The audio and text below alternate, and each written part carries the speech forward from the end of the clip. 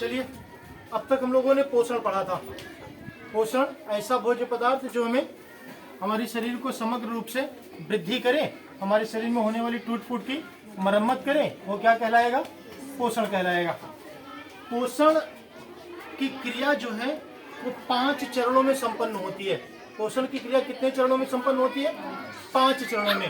पहला चरण क्या है? भोजन का अंतग्रहण है। दूसरा चरण भोजन का पाचन है। तीसरे स्टेप में भोजन का अवशोषण है। चौथा स्टेप क्या है? भोजन का स्वांगीकरण। और 5वां स्टेप है बहिक्षेपण।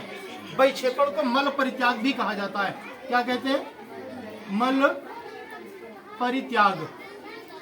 मल परित्याग भी कहा जाता है 5वें स्टेप को। एक एक को हम लोग समझते चलेंगे और ध्यान से इसको देखते भी चलेंगे। पहली बात, भोजन का अंतर्ग्रहण।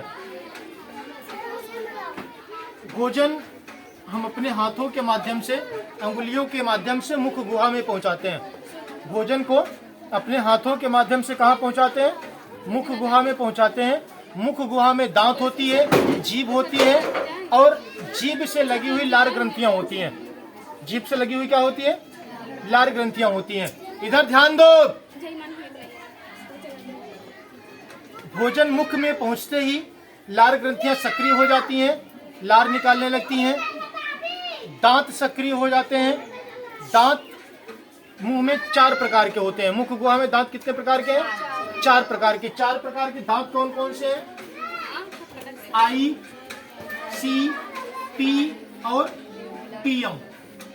Incisor, canine, premolar, sorry P नहीं है, एम है और पीएम है।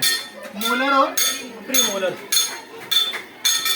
इंसाइजर, कैनाइन, मोलर और प्रीमोलर। इन्हें चवर्णक, अग्रचवर्णक, कृंतक और रदनक कहा जाता है।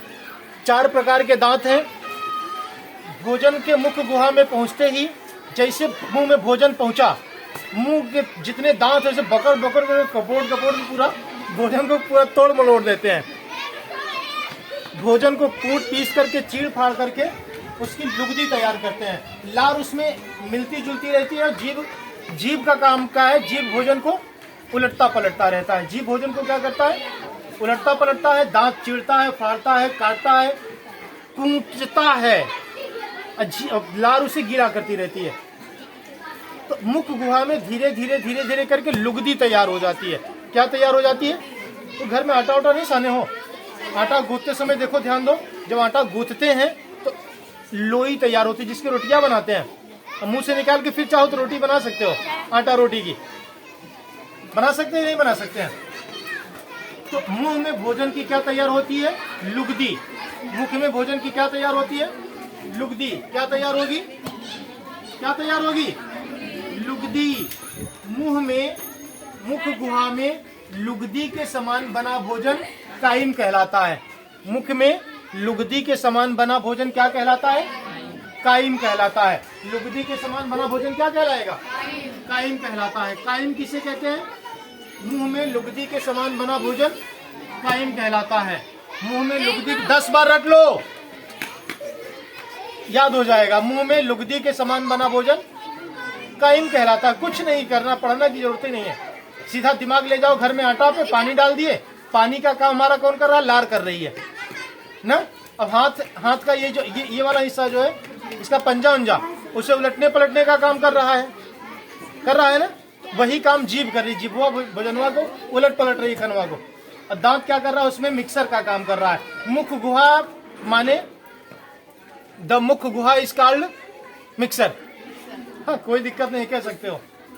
ठीक, क्लियर है? मुख गुहा में लुगदी के समान बना भोजन क्या कहलाता है? काइम कहलाता है। इतना तैयार रखिए। फिर अब उस भोजन का अंतर्ग्रहण, फिर आगे इसकी क्रिया और बढ़ाते हैं। ठीक।